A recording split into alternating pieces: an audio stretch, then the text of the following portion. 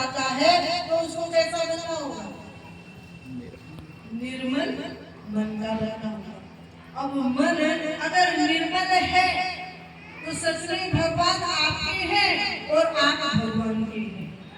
अगर आपके अंदर छल है, कपट है, चतुराई है, चालाकी है, आप कहते हो भगवान मैंने, लेकिन भगवान ने अभी तक आपको स्वीकार किया ही नहीं है, सीधी सी बात है।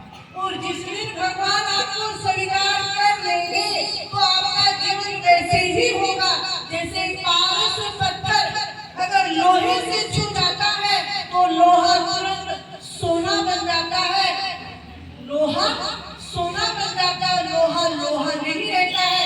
जिस दिन भगवान आपको अपना बना लेंगे, कहते हुए तो काग से कोयल बनाते हैं और बुगले से सीधा हंस बनाने की ताकत रखते हैं। लेकिन कब आपको कहते भगवान मेरे, गुरु महाराज जी मेरे हैं, है ना, मेरे मेरे करते हो, लेकिन कब तक भगवान कब आपको अपना बनाएंगे? जब आपके अंदर छल कपट गायब हो जाएगा, है ना। गायब का मतलब क्या है कि आप उसका त्याग करेंगे। हम बार बार अपने सत्संग में बार बार सुनाते हैं कि जब रत्ना नर बदल सकता है, उंगली मार बदल सकता है, सबसा कसाई बदल सकता है, तो आज हम क्यों नहीं बदल सकते? हम बदलना ही नहीं चाहते हैं। समस्या सारी यहाँ खड़ी है भाई। उंगली मार बदल गया, उसने अपनी माँ की उंगली काटी।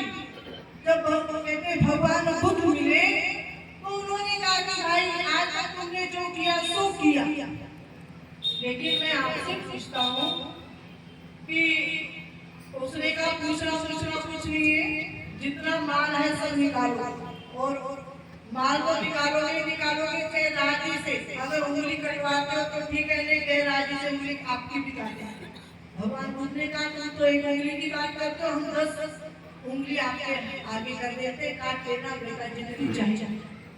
वो मनी सोचने लगा कैसा साधु है, इस गली से इस जंगल में आने में तो लोग डरते हैं, लेकिन ये कैसा साधु है कि जो कहता है कि 10 उंगलियां दे देंगे लेकिन मेरी एक बात मान जाए।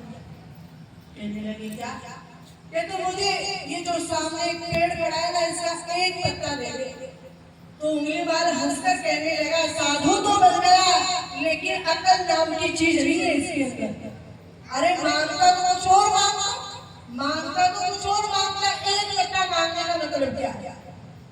उंगली मार ने क्या किया कि वृक्ष के पास जाता है, कूद लगाई और झटके से पूरी कहानी तोड़कर और उंगली मार के हाथ जो है उंगली मार ने भगवान बुद्ध के हाथ में रख दी। भगवान बुद्ध ने कहानी को पकड़ा, एक पत्ता निकाला और कहा कि बेटा ये लो, मैंने पत्ता एक मांगा था, कहानी नहीं मांगी थी, तूने कहानी तोड़ी है और कहानी दोबारा से वही जोड़कर तो मुसलमान कहता है महात्मा में तो बिल्कुल दिमाग नहीं। अगर दिमाग होता है उल्टी पुल्टी बात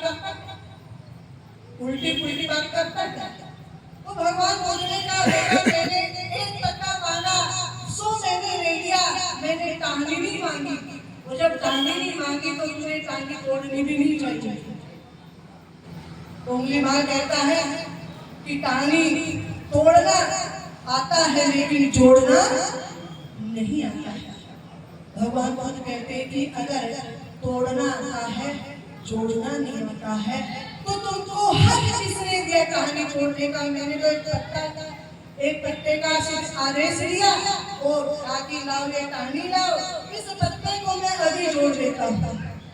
अगर मैं तोड़ना जानता हूँ तो मैं जोड़ना भी जानता हूँ, लेकिन जब तू तोड़ना जानता है और जोड़ना नहीं जानता है तो कहते भगवान तुझे कभी माफ करने वाले नहीं।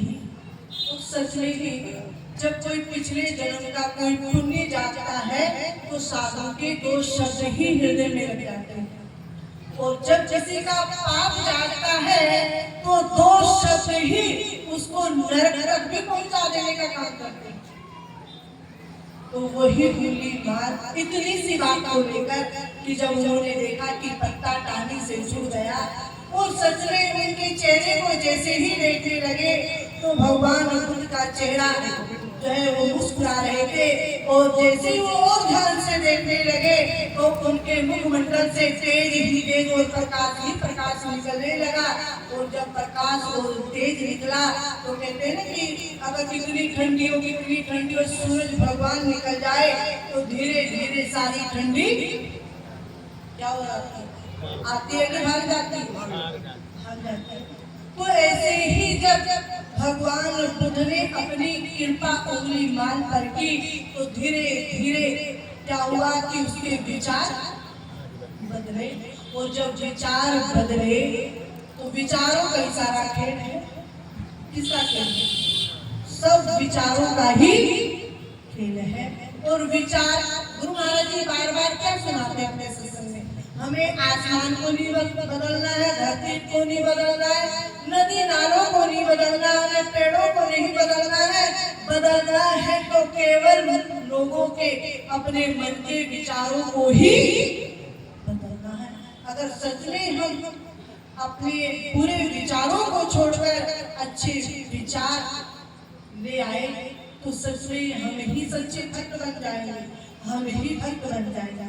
अगर हम अपने बुरे विचारों को नहीं बदल पाए, बुरे कामों को नहीं बदल पाए तो एक समय ऐसा आएगा कि हम ही दुर्योधन, हम ही कंस और हम ही रावण की संज्ञान में गिने जाएंगे। अब ये टाइटल कौन कैसा लेना चाहता है ये खुद के ऊपर निर्भर करता है। भगवान तो सबको भक्त बनाना चाहता है और भक्त अगर बनाना चाहते हैं तभी तो आपके जिले में साधुओं को भेजा। हम कहीं के आप कहीं के, कोई खून का रिश्ता नहीं, कोई रिश्तेदारी भी नहीं है, हमारी आपसे कोई रिश्तेदारी है, कोई खून का रिश्ता है। हम कहीं के, यहाँ से अगर जन्मभूमि को लगाया जाए तो सच में यहाँ से तो 2000 किलोमीटर की दूरी होगी जहाँ तक मेरा ख्याल है। लेकिन फिर भी गुरु महाराज जी भेज रहे हैं। क्यों भेज रहे हैं? क्या कारण है कि भक्ति का एक ऐसा रिश्ता होता है जो संसार में सबसे बड़ा रिश्ता माना जाता है। और जितने रिश्ते हैं वो सब अधूरे रिश्ते माने गए, फीके रिश्ते माने गए। और ये बात भगवान राम ने सबरी को उस समय कहा जब सबरी बार बार बार कहती अधम ते अधम अधम अति नारी तीनों मैं अति मंद अधारी। कि प्रभु मैं तो हर प्रकार से अधम हूँ, हर प्रकार से नीच हूँ, ना मैं रूपवान हूँ, ना मैं विद्वान हूँ और ना ही मैं धनवान हूँ, हर प्रकार से अधम हूँ। भगवान ने जब उसके ऐसे शब्दों को सुना कि सच में अपने आप को कितनी हीन मान रही है तो भगवान ने कहा सभी को रघुपति सुन भामनी बात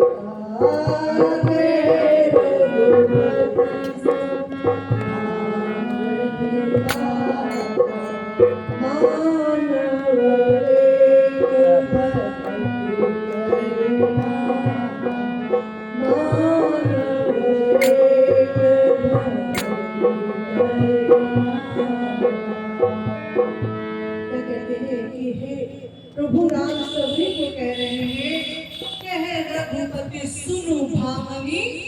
माता भामनी का मतलब होता है कि भगवान भक्त को अपने प्राणों से ज्यादा प्यार करते, इसीलिए उसके लिए स्पेशल लगाया गया भामनी। सबरी के लिए कहा जाता है सबरी साक्षात मां आदि शक्ति का ही रूप। अगर आप ध्यान से पढ़ेंगे तो सबरी के गुरु कौन थे? मतन ऋषि। और मतन ऋषि कौन थे? भगवान शिव के ही अवतार माने गए हैं। अगर आप शास्त्रों को पढ़ेंगे तो, अगर आप शास्त्रों को पढ़ेंगे भगवान शिव का अवतार माने गए हैं मतन ऋषि। और इसी कारण मतन ऋषि और माँ आदि शक्ति दोनों ही उन्होंने संसार में कुछ समय के लिए वास किया और उसके बाद में कहते माँ आदि शक्ति जो है भील के यहाँ जन्म लेती है और सबरी का रूप धारण करती है। और जिसके पास में भक्ति होगी तो भगवान श्री हरि तो वहाँ दौड़े दौड़े पहुंच ही जाएंगे। चाहे आप हैं, चाहे हम हैं, चाहे अन्य, चाहे भील जाति में जन्म ले लो, चाहे जिस भी जाति में जन्म ले लो, क्योंकि भगवान ने सीधा का जात पात कुल धर्म बढ़ाई, नहीं धन बल परिजन गुण सच्चाई। लेकिन मुझे जाति पाति से कोई लेना देना नहीं है। चाहे कोई कितनी जाति में ऊंचा हो और चाहे नीचा हो, चाहे कितना धनवान हो, चाहे कोई कितना गरीब हो, कोई कितना विद्वान हो और कितना गवार हो, केवल मुझे मेरा तो एक रिश्ता है भक्ति से। और सबरी सच में ना धनवान थी, ना रूपवान थी, ना जाति में ऊंची थी। अगर रिश्ता था तो केवल एक भक्ति का ही रिश्ता था और उस भक्ति को ही सच में अगर आखिर है तो क्या भक्ति? भक्ति भक्ति भक्ति सारी दुनिया चिल्लाती है भक्ति। जब तक आपका आत्म ज्ञानी संतों के चरणों में सच्चा प्रेम नहीं होगा, समर्पण नहीं होगा, तब तक आपका जीवन भक्ति से कभी पूर्ण हो ही नहीं सकता।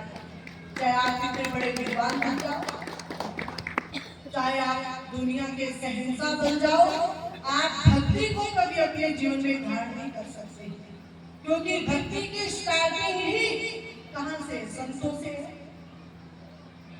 किससे? संतों से। नवदा भक्ति में साफ लिखा है, प्रथम